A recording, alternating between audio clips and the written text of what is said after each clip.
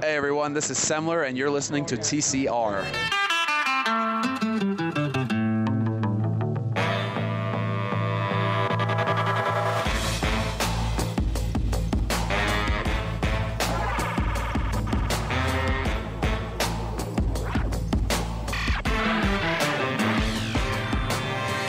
Hello, and welcome everyone to another episode of The Center Ring, aka TCR, aka your favorite esports podcast. Coming to you live from an undisclosed location.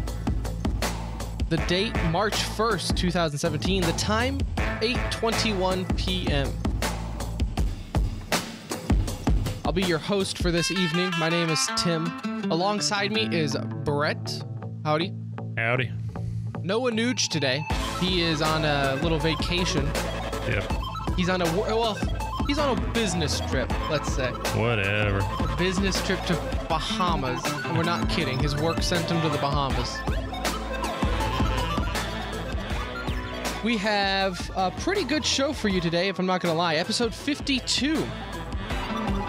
Might be the best episode ever, if I do say so myself. We want to talk about a little bit mobile esports, mobile gaming, because there's that out there. Yeah. We looked into it today. Oh yeah. Throughout the week. Looks riveting. There is a scene out there. It's not our scene. It's a very opinionated show for you this evening, folks. But we will talk about some mobile esports. Give the tablet and cell phone some love because there are games out there.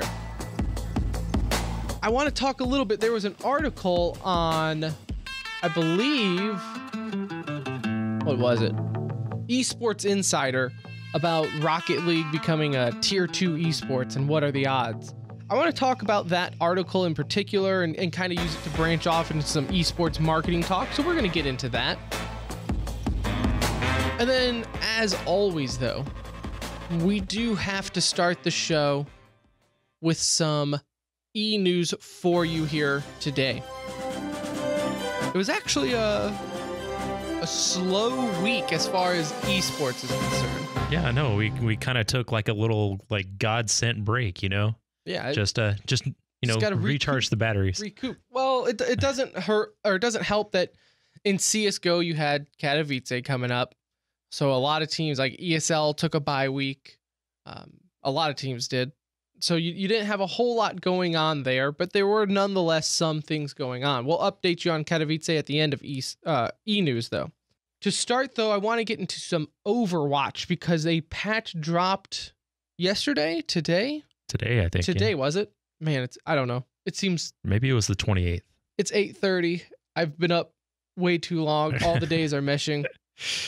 There was a patch that came out in Overwatch, though, and it brought in a new light. I know, Brett, you have some notes here. It also brought in a public server list, so now you can join just like in CS:GO or any other Valve game, or the old days, if you will. I don't think a lot of kids these days, especially on like a console, if you're a console gamer, you don't know what a server list is. But back then, before matchmaking, that's all you had were server lists. And I know I was talking to you before the show, Brett. I think it is pretty awesome that Blizzard came up with this idea of the server list for multiple reasons. A, it now allows people to go in and out of a match and not wait through any type of queue. They see a room with people in it, bam, you're in. It allows the customization that Blizzard is allowing. You're basically allowing people to do just about anything with the settings inside the game, which I think is huge for multiple reasons, mainly, though, for the competitive scene. Like, think about it now where ESL is going to run a tournament, and they might think that having this ult charge too fast or do this much damage and things like that, they can now customize things like that. Yeah, I mean, they can listen to their pros, they can listen to the organizations and, get their feedback and kind of adjust accordingly. I like it.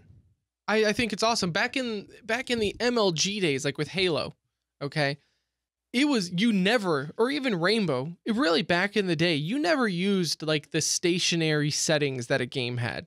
Because developers were not thinking of it as in a competitive esports sense, so they didn't make games like that. They just made it more so, here's our multiplayer. It's very much like single player, but you're fighting each other. Like Halo, you had shields, you had the radar and everything, which was a huge no-no in the competitive scene. You didn't touch the radar. You turned that thing off immediately because there was nothing more noob-friendly than a radar. I can get down with that. I'm not a fan of radars in games. No, and Counter-Strike's a little different because it's at least only based off of what, like in Halo, it's like if you're running, you're going to appear on the radar. Right. So they took it off, and that changed the way competitive Halo was played. It got to the point where even Bungie in Halo 2 added an MLG playlist that was fully just for the competitive style of gameplay with the maps.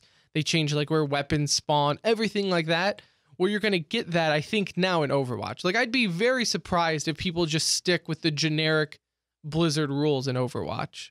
I think you're going to start seeing experiments, I guess, if you will. And there was also some balancing acts now. Well, one other thing, though, before we get into some of the patch notes, one awesome thing that I think this is going to open up, hopefully, I think it will, is like FPL.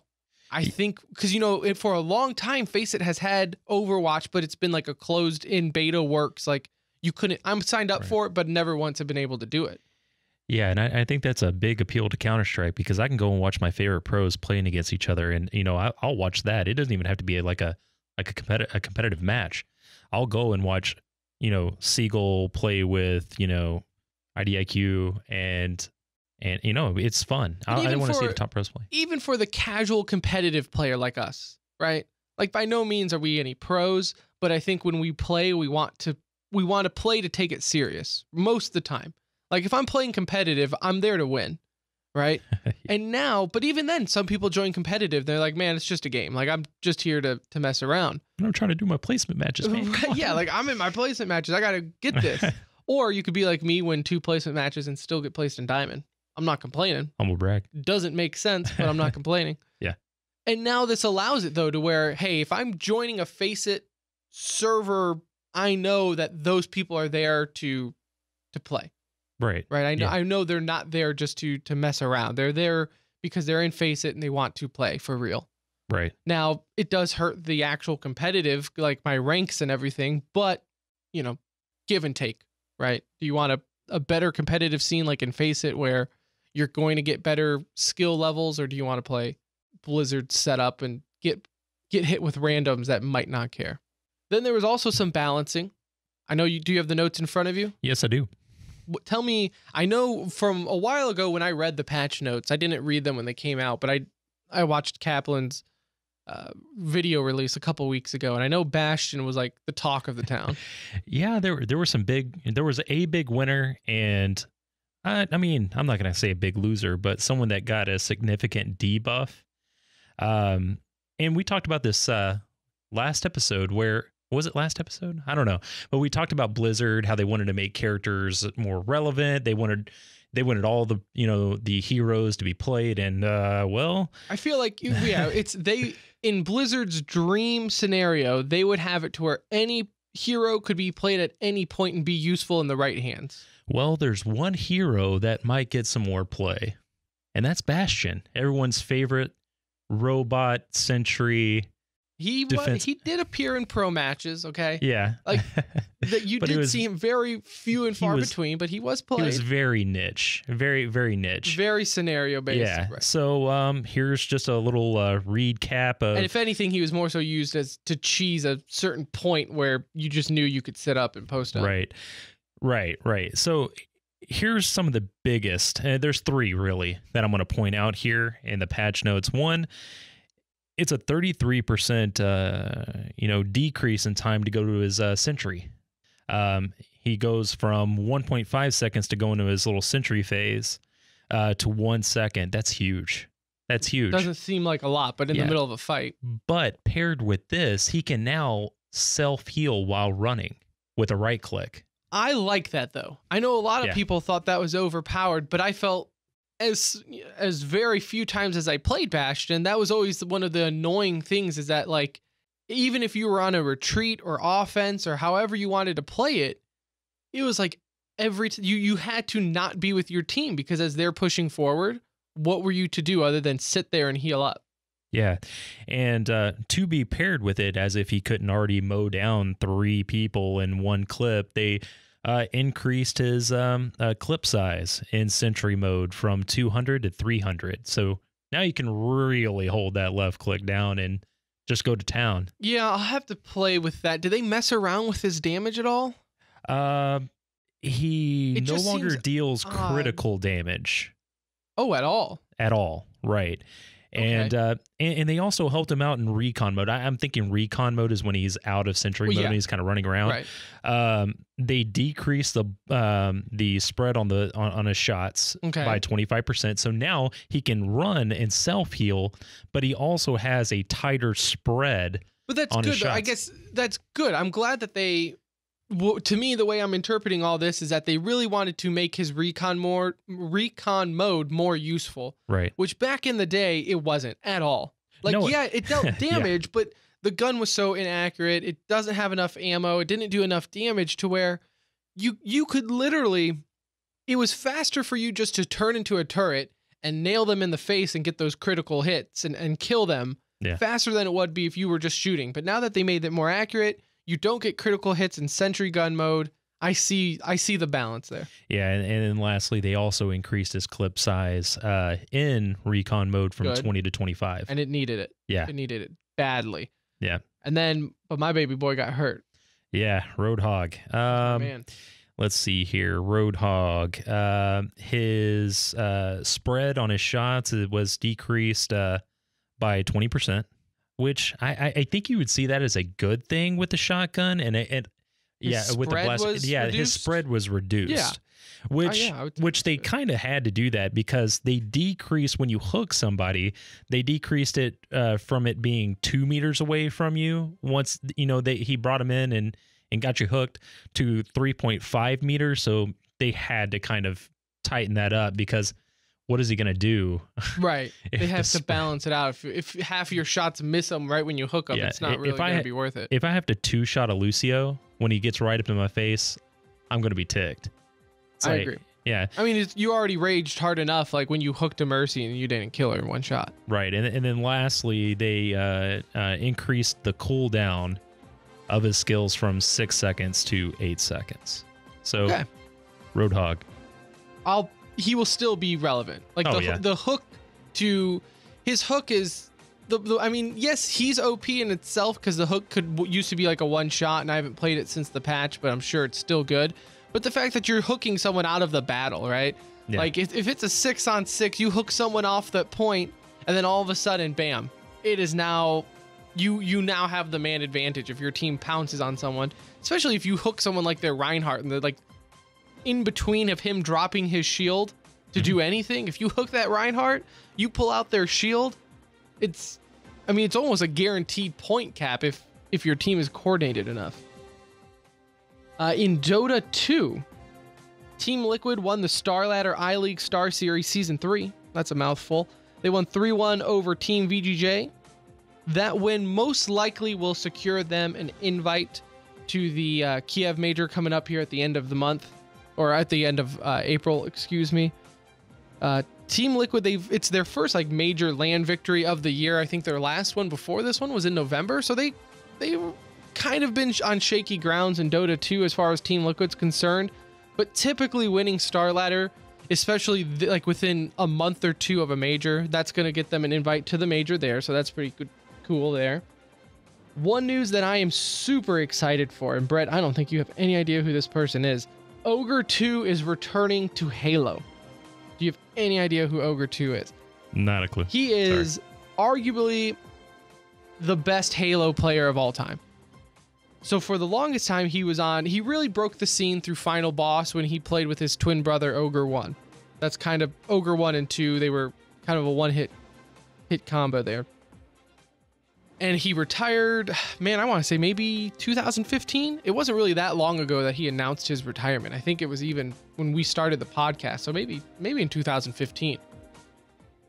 Well, now he's going to go and join back up with Evil Genius and some of his old friends from Team Instinct He was an analysis, I think, for Evil Genius, and now he's back on the scene for the 2017 Halo World Championship. Get this, just to give you an idea on how dominant they were in Halo. When they were on Team Instinct from 2011 to 12, okay? They reached the grand finals in tournaments, 6 of the 7 tournaments that they attended. Damn. And they ended up winning 4 of those. Okay.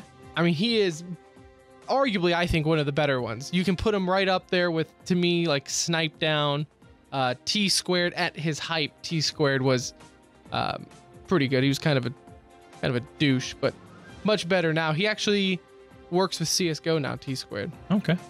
So Ogre 2 is returning to Halo. That is a legend. Keep an eye out for him. E-League announces that Street Fighter V Invitational will be part of E-League now with a $250,000 prize pool.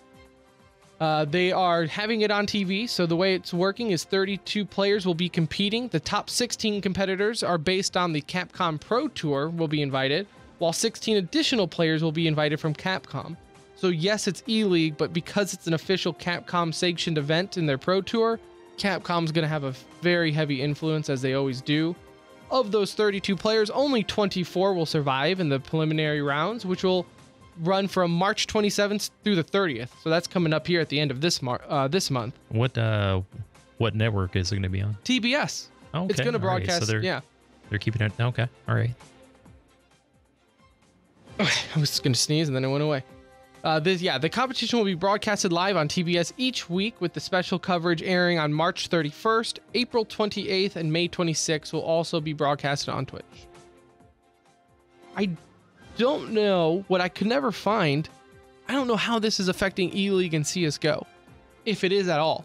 This might just be something in between the CS:GO seasons. Yeah, it's the one article labeled it as E-League Season 3 will be Street Fighter. As if Seasons 1 and 2 were CS:GO, now we're continuing into Season 3, which will be a different game. I don't know if that was a poorly worded article or what. I think so, because after the recent numbers coming out for CS:GO events, I don't think they're going to be like, all right, CS:GO, you had your little run there. We're going to let Street Fighter come in and have a. And it would be a very odd move to host a major, the E-League major, and then be like, okay, well, guess that's it. I guess we're done with this game. Yeah, well played, guys. All right. So, but I mean, nonetheless, though, Street Fighter V, that will be really good. It's a very good TV game too, because ESPN 2 had the grand finals on the Evo, or was it just the championship, Capcom Championship? I don't remember. Last year though, ESPN 2 had it live on TV, and it worked out perfect. They used a different stream from what they did on the computer. So it was a completely different style of broadcast, but I thought they did a really good job, a really well-featured thing, especially for the fighting game community. So I think E-League, as far as what they did with CS:GO, I think will treat it wonderfully, and I think it will go over really well. To update you, though, on CS:GO, we did have Katowice start today. The way they're doing it is, so there's 2 groups, as we said in previous episodes, 6 teams into a group. And when I say it started today, I mean it really started today. They are knocking out entire groups. So today was Group A and tomorrow is Group B. It was like 12 hours of they had 2 streams going. Yeah. Back to back, sometimes even doubling up on matches. Yeah. Like, it was a lot of Counter-Strike. A lot of good games, though, too. Yeah, it was definitely fast and furious. And yeah, there were some good games and some notable exits. Well, you had Astralis and Nip. That went into, I believe, triple overtime, where Astralis ended up winning 28-24. Zipnix ended up dropping a 50 bomb in that match. In Group A, you had FaZe Clan taking first, and then Astralis and Immortals taking second and third, thus going on to the quarterfinals, as FaZe is skipping that, going to the semis. FaZe looks really good with Nico. Man, they hit the ground running, dude. Yeah. Like, it's not even... Yeah, it's not even like close. You would never know that they made a roster change, because Nico just fit in so well. And I think that is more speaking on how such a good player Nico is. Like, when you can join a team like that and then just completely contribute and not throw off anything, the FaZe is going to be good for a very long time. Optic Gaming, on the other hand, shows the exact opposite side of what can happen when you make a roster change. Yeah. 0-5. How the mighty have fallen, because they look like they were up and coming, number 2 on HLTV. And normally you're like, okay, well, 0-5, that doesn't tell the whole story. But then at the same time, they had a -25 round differential. They went 55-80. Like their games weren't even close. No. Every game that I watched, it was like, what are they doing? They just looked out of sync. They were winning their duels. I mean, it was bad. It was really bad.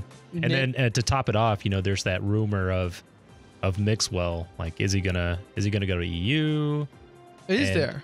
Yeah. I did not hear those rumors. Yeah. So I mean, man, there's always rumors though. Yeah, I know, but I mean that's big because, I mean, you've seen what not having a primary op or someone that can op on your team, what that does to your team. Nip, find an op now. Nip is 1-4. There's also, I've heard they were talking on the broadcast today that it's probably time for Nip to make some roster moves. Who, I don't know. It's Pith.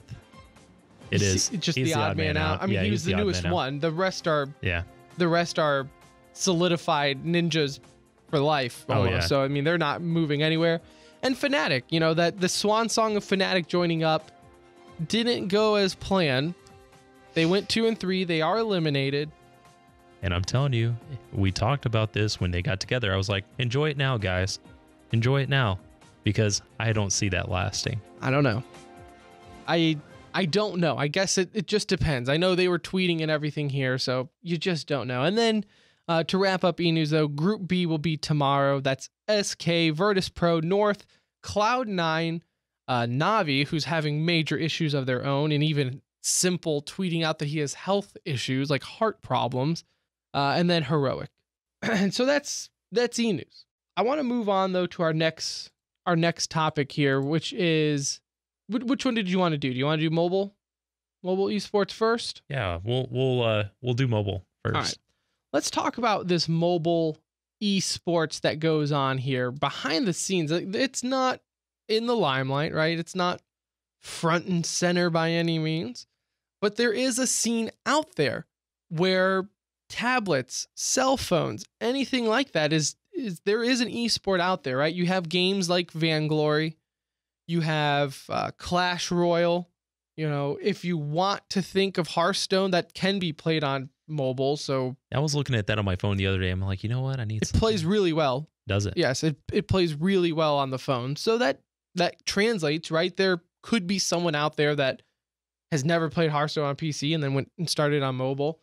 You have actually what one listener threw out and suggested to us is a game called Critical Ops, which is a FPS on mobile. So if you want to even talk about something not really what you would expect to be on a mobile, Critical Ops is an FPS that does have some competitive scene to it.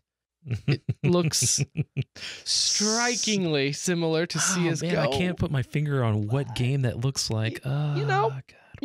Maybe they were inspired. I don't want to say they completely ripped off every aspect of CSGO, but hey, it's on mobile. Mobile has their own, and apparently it has a scene and it plays.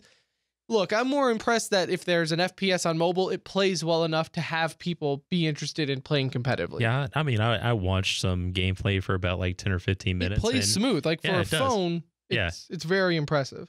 I'm probably still not going to try it, though. No, I'm not going to try. I'm not going to lie to you. I'm not. There's no way. But I'm not going to try Vainglory either.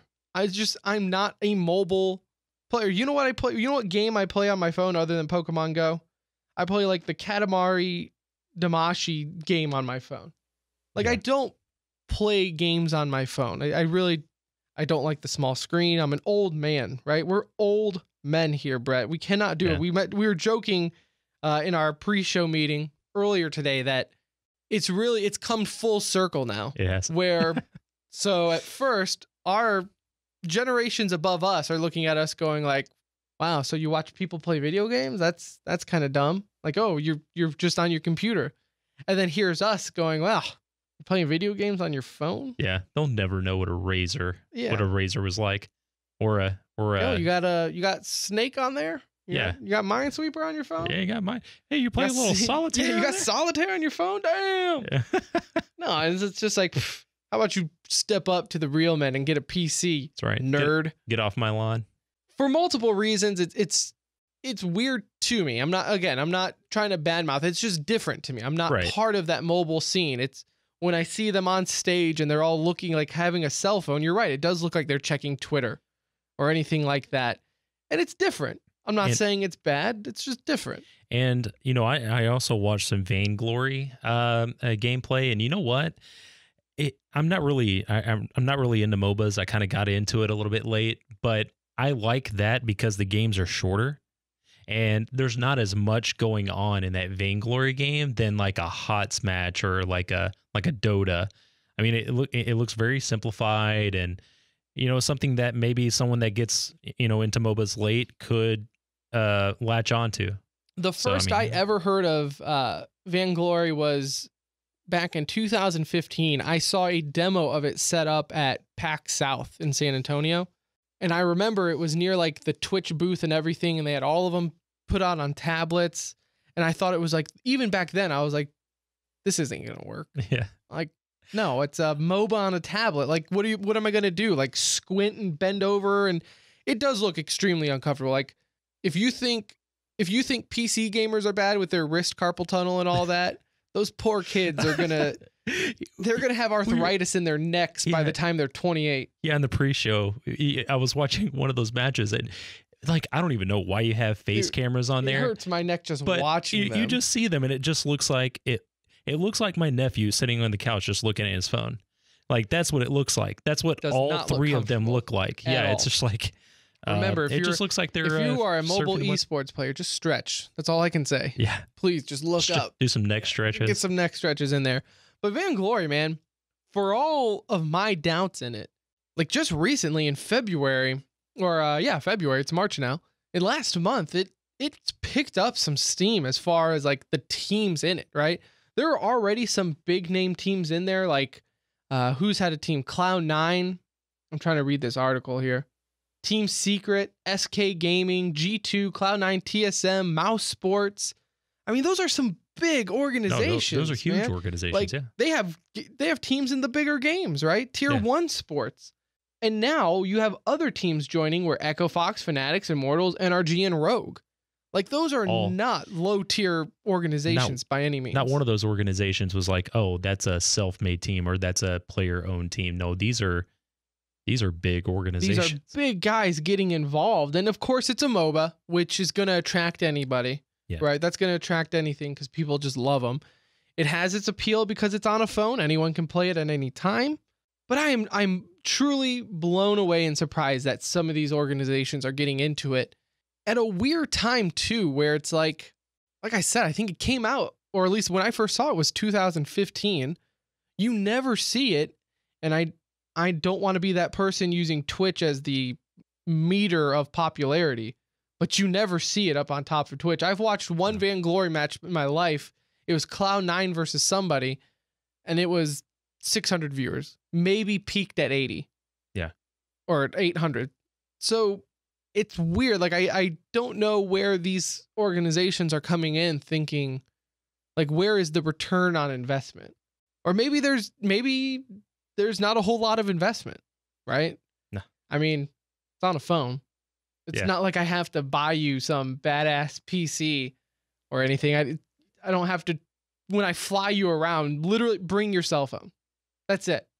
You don't have to load up all this equipment and practice equipment and all that. No, just bring your cell phone and you're good. Have a good Wi-Fi connection. Yeah, have a good Wi-Fi connection. That's all I asked for. I wonder if they use other cell phones. I just thought, like, what if you're in like the grand finals and like your mom calls and it's like, Mom, we're playing a championship here. I'll have to call you back. And then you have like Clash Royale, where on the flip side, where Clash Royale, this is where I think a lot of people have their doubts about mobile esports or mobile competitive games or mobile games in general. And it's the pay to win factor. Where I know Clash is in general, like, what was it? You had Clash of, what was the first one? Clash of Clans? Clash of Clans and Clash Royale, where a lot of it is pay to win, right? You buy your packs or whatever, your gems and go through them. I never really got into them for that reason. And I know a lot of people, like, if you hear about it, that's a lot of the beef, right? Anytime you hear a professional Clash player play, he's always trying to defend himself of like, no, I mean, anyone can get in this. This isn't pay to win. You can do this or this or this. But it's like, yeah, but the fact that I have to do this, this, and that to get around the pay to win factor, it's like, okay. It's one of the reasons why I'm kind of slow into getting into Hearthstone, because I have an addictive personality. Okay. Yeah. All right. Yeah. Once I get into something like that and it's pay to win, and there are packs and you will just skins or something to buy extra, let I'm me just like, I'm deter all you in. here. Okay. Before you go all in on Hearthstone, I would advise you to check out Gwent. If you were wanting to get into a card game, Gwent, which is the Witcher 3 card game. Yeah. They came out with their own standalone version of it. Yeah. And it's awesome. Okay. Like I like Hearthstone, but I think Gwent is by far more strategic. It feels more like a chess match than Hearthstone, where it's like RNG stacked on top of RNG stacked on top of RNG. Like a card game's already random enough that the fact that I have to get the cards right in the right order to play the combos. But then when your cards have RNG effects that then have RNG targets, it can like be rage inducing. And that's the game, right? That's the art's been Hearthstone since day one. I'm not saying this is any new development, but you have going on a little rant here from away from mobile esports, but like you have Life Coach who announced last week, I guess I should have put this in e-news, Life Coach announced that he was leaving Hearthstone for Gwent. And Life Coach is a pro. Like, he's one of the more respectable Hearthstone players out there. And he's saying that he is leaving Hearthstone for this game that is in a closed beta at the moment. I say closed beta. You can go get your keys. It's not that hard. Google Gwent beta keys. I'm sure there's a site with them. But so you have pros already leaving Hearthstone for this game. And mainly, Life's Coach reasoning was saying it was just the RNG in Hearthstone got out of hand and it wasn't as skillful. Like, you could make all the right moves in Hearthstone and still lose because of RNG. Yeah. Right? You could play this card, but if this card only does 3 face damage as opposed to the possible 6 that it could have had, then it turns entire thing, and it's nothing you did wrong other than the RNG wasn't on your side. As opposed to Gwent, where Life Coach was saying you can kind of see where you went wrong, and I agree. There's other than your card draw, 0 random effects so far in Gwent. Hold your breath because it's in closed beta, and you never know how balancing is going to work. But, somewhere in there. So, to go back to mobile esports, though, I don't get them. Not saying they're wrong. I just don't get them. Yeah, I mean, it's not our cup of tea, but it's somebody else's. And these organizations are in it. Yeah. We even had, at the time, he wasn't part of Clash Royale, but man, it might have been like episode 2 of TCR. It was a long time ago. We had a company called Mastery GG on the show for an interview about their coaching platform, where originally it was starting up as a coaching platform where, say, for CSGO or Dota, you wanted a personal coach. Well, they would have these reputable people in the scene be a part of it, and you would pay for them to coach you, and they would review film for you and everything there. It was a really cool idea that's still there. You can go to mastery.gg for it, but I think it's kind of morphed now where, at least what I see on Twitter, he owns like a Clash Royale team. So maybe I can see if he wants to come on the show again and kind of discuss that scene, because it's completely different from anything we're used to. No, yeah. I mean, all we know is what we read, Right. We have no firsthand experience of even watching it or anything there. And I want to use that as a segue into our next topic with Rocket League and kind of esports marketing, right? The reason we haven't gotten into Vainglory or any of these mobile esports is because we don't play them. Much like any esport out there, if you don't play them, what are the odds that you're going to ever just watch a Clash Royale match? No. Never. You will never go and be like, wow, so there's a pro match going on. Well, let me go see what's up. Unless maybe possibly, like for me, if Cloud9 was playing, right? That's the only reason I watched the Vainglory, is because Cloud9 was playing. We've talked about it, I'm not really into like the Smash scene, but it catches my eye, right? So I'll watch it, but something like, like a mobile MOBA. Yeah, like it really has to be like Smash. It has a lot of hype built up around it, and it's also been around since the dawn of man. So of course you're familiar with it, right? But on esportsinsider.com, there was an article about a week or so ago that Lydia Petrevsky wrote. I think that's how you say her name. But it was basically asking the question, can Rocket League become a tier 2 esports in the year of 2017? Now, they actually have like a math or a chart there showing you on how they factored out what is a tier, like for example, here, they're tier 1, Dota, Hearthstone, Counter-Strike, League of Legends.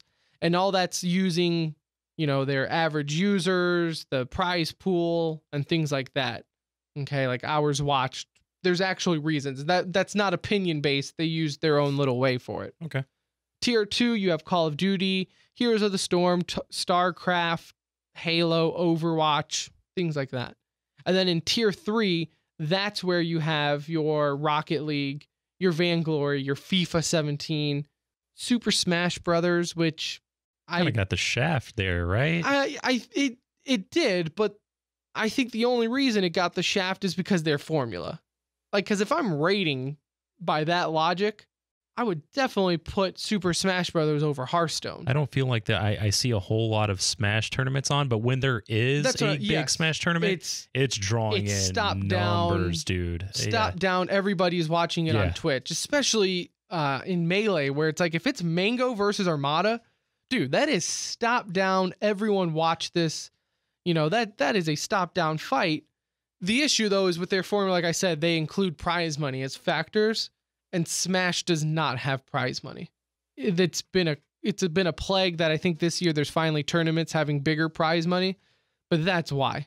It's because they do not have big prize pools in Smash. I don't see why Nintendo maybe doesn't get behind that. Like, dude, hey, man. That's a touchy subject when it comes to any type of Nintendo community, that Nintendo does not support its games. And they need to. As far as for whatever reason, they've all of a sudden are wanting to market Splatoon as like the next esport for Nintendo.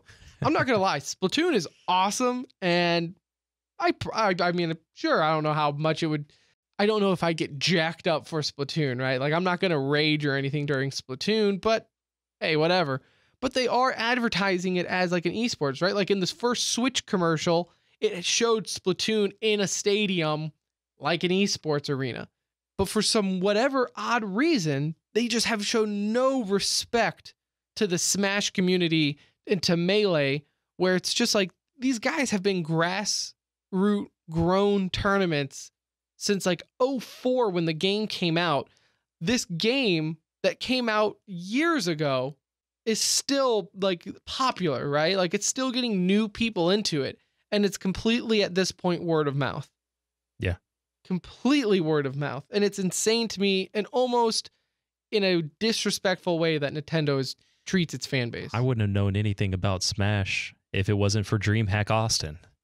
Like, yeah. I mean, I've known it for a while, but yeah, right. But and for someone like you showed me that, and I was like, okay, yeah, sure, I'll go to the fighting arena, whatever. Yeah, I'll go watch this match. But I watched a few matches. I'm like, okay, dude, and you're in that crowd. Yeah, you're in the crowd. You're in the crowd with the fighting game community, and it's just the energy is so insane. Like it's awesome, man. I cannot wait to go back to DreamHack Austin, which this year DreamHack Austin is a sanctioned Capcom Pro Tour fight. So you're going to get the top pros in Austin for Street Fighter. Can't wait. And for Smash Brothers again.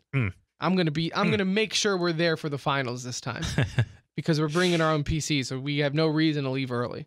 But back to this article. And one of the things that I wanted to use to branch off is, so with Rocket League in particular, right? That's what this article's about.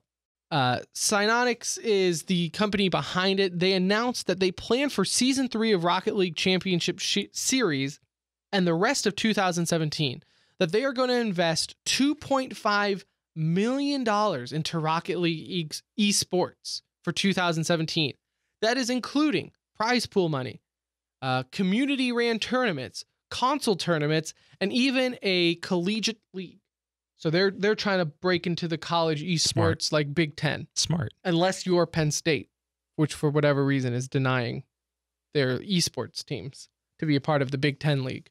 Now, the prize pool, just to give you an idea on how much that's rising, last year it was 75,000, or in season 1, excuse me, it was 75,000. This year it's going to be 300,000. So that's a 300% increase. Okay? Yeah. What are your thoughts on that? Yeah, I mean, it's taking care of your community, right? Yeah. I mean, no one's going to complain that you're raising prize pool and putting more money into it. All right. Here, and then one thing that they are also doing here is that it's used to be where like the pro league for Rocket League was only for North America and Europe. Well, they're now adding an oceanic side of it as well. So bringing in more demographics and everything there. okay.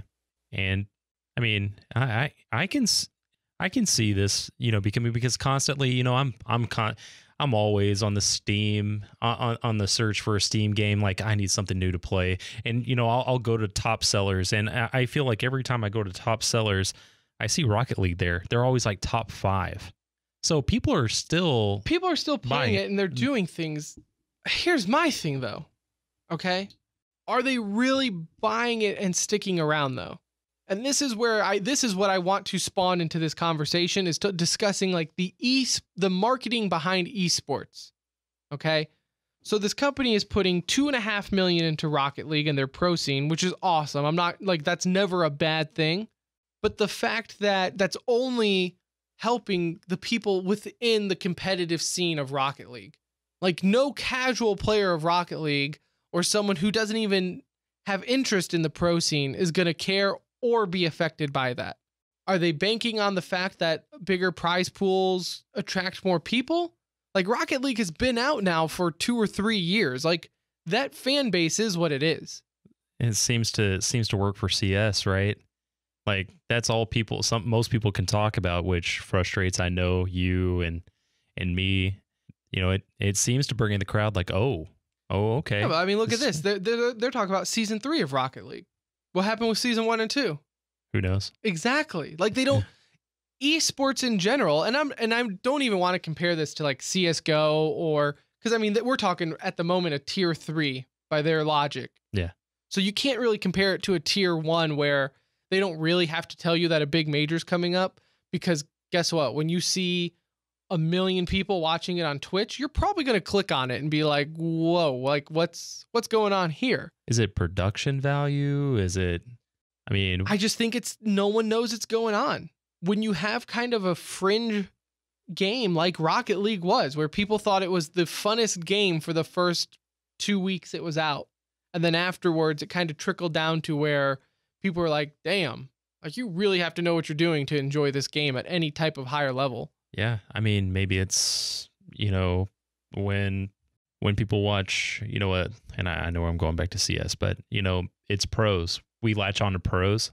I couldn't name one Rocket League pro. I can't. But and again, like, I don't think that's anything blaming you. I think it's the fact that we only watch, and this is esports in general, that you only watch the games that you play most of the time. I understand, like, I watch Dota. I don't play Dota anymore. I haven't touched Dota in a couple years now. Seriously play Dota. But I still watch Dota, right? I don't play Super Smash Brothers. Who do I play with? There's no one for me to play with. I still watch it. But it's because at one point in time I did. There is nowhere in esports where any of these games are trying to pull people in to their scene. And Rocket League is the one that would benefit so much from it, because the concept is simple. Put the ball in the other person's net. Like, if only it was that simple, Tim. But you get what I'm saying, though, right? Like, it's the same thing as soccer, right? The objective of the game is to put the ball in the net. The in-between is you learning the rules and the beauty of the sport, right? They're like in Counter-Strike, it's, well, you can kill everybody, but then the bomb can explode. But I guess the main goal is to eliminate the other team before they eliminate, there's more to it. Or like with a MOBA, it's like, okay, well, yeah, the main goal is to destroy their base, but there's a lot of in-betweens, right? Yeah. Rocket League, there's not. It's very simple and straightforward. So the advertising should be pretty simple. The marketing should be pretty simple to move people in for what is a competitive thing. Like, I bet you watching Rocket League live in person would be really fun. Yeah. I've watched a few matches, a few flip side matches, and it's it's like, wow, how are these guys doing it? And then what they're doing, they're meaning to do. Like when we do it, it's on pass, accident. and it's like, yeah, it's badass and funny because we didn't mean to do it. yeah. But I mean, some of these pros are ridiculous. But I just think it's odd that you would put so much money into your next season to promote the inside, where there's nothing outside drawing people in. You can't pay for more viewers, which on Twitch is what's going to get you noticed. Which again, I don't want to act like Twitch is the end all be all, but at the moment in the world that we live in for viewing games and esports, it kind of is. Yeah. Like if your game isn't cracking the top 10 when you're going on your championship, chances are that's not a good sign. Like even Heroes of the Storm can crack the top 3 games if it's like the world champion. Yeah. So you say there's a pro scene. Are there any big players like an ESL or any of those? ESL does have a pro Rocket League category. I'm not as familiar with it though enough to tell you if it's relevant. You know, Yeah. I know the official Rocket League Championship series, that's more internal. That's more company driven. Maybe that's the problem. Who knows? I just think it's one of those weird things. It's just, and again, not just Rocket League is not the only one. Like when E-League, they advertised the major. So that got some eyes there. But even think of like League of Legends. That's another tier 1. So if you want to go to another tier 1, I don't follow League of Legends. If you're a listener of the show, you know we don't ever talk about League of Legends. I couldn't tell you when their season starts, when it ends, when there's a championship, what's going on. I don't pay attention to it at all. But you would think for what is supposed to be a #1 esports, you would see some type of promotion for it anywhere. Yeah. But it's not out there. Esports relies too much on the word of mouth of the fan base and them sticking with the game. I don't think that they are really trying that hard to breach out. I can get down with that. I can. Because even for me, like I'm a casual Rocket League player, and I would love, when I say casual, I mean like maybe play once a year and then I throw my controller through the window. But I would still love to watch a pro match. Yeah. The issue is I don't know when they are. When is it? Yeah. I mean, the pro matches that I've watched, we're bad at. Maybe that's our fault. Maybe it's like, well, Tim and Brett, you're not paying attention. It's there. You know, you guys just don't know. Well, but I shouldn't have to mark everything in my calendar to know. Right. And all the matches that I've seen is retroactive. YouTube. Right. Those are all the matches that I've seen because I don't know when their matches are playing. It's not out there. I don't know, man. I wish there was. I think it's a bigger issue than what we even discussed on today's show, because I do think esports has an issue with promotion. They rely way too much on the internal source of their fans not leaving. Like, yeah, esports has grown a lot and it's projected to become like a $1 billion industry in the next 20 years. But where is that coming from? Is it just pulling in extra gamers? You have to branch out to attract other people. Yeah, only a handful of esports are doing it right, and most of them are doing it wrong. But maybe that changes with all these high-profile, owners coming in, organizations. Never know. Only time will tell, Brett, and time is telling me that it is time to go. Episode 52 is done. It's in the books. I hope you all enjoyed it. If you did, follow us on Twitter at The Center Ring. You can follow me at Pirate Mushroom, and Brett is at Dallas Homer. Dude. Is that right? Yes. Okay. That's right. I didn't know if it had numbers or anything. At Dallas Homer, at Pirate Mushroom, and at The Center Ring is the important one. Check us out on our website, tcr.gg. You will find all the past episodes there. You can binge listen to them. You can find our Discord somewhere on Twitter, I guess. Yeah. Hit me up on Twitter. I'll give you the Discord link if you can't find it. Got a few people trickle in there. Oh, we have hundreds of people on the Discord. Hundreds and it is people so busy in there, man. Oh yeah. No, we have good discussions in Discord. It's a very civilized chat. So join us on our Discord. Check it out on Twitter. I'll give you the link. The last link expired, I guess. I don't know what happened. But again, that is it for episode 52. We will be back next week. We will recap CSGO Katowice. Anuj will be back. And until then, thank you for listening, and we will see you next time.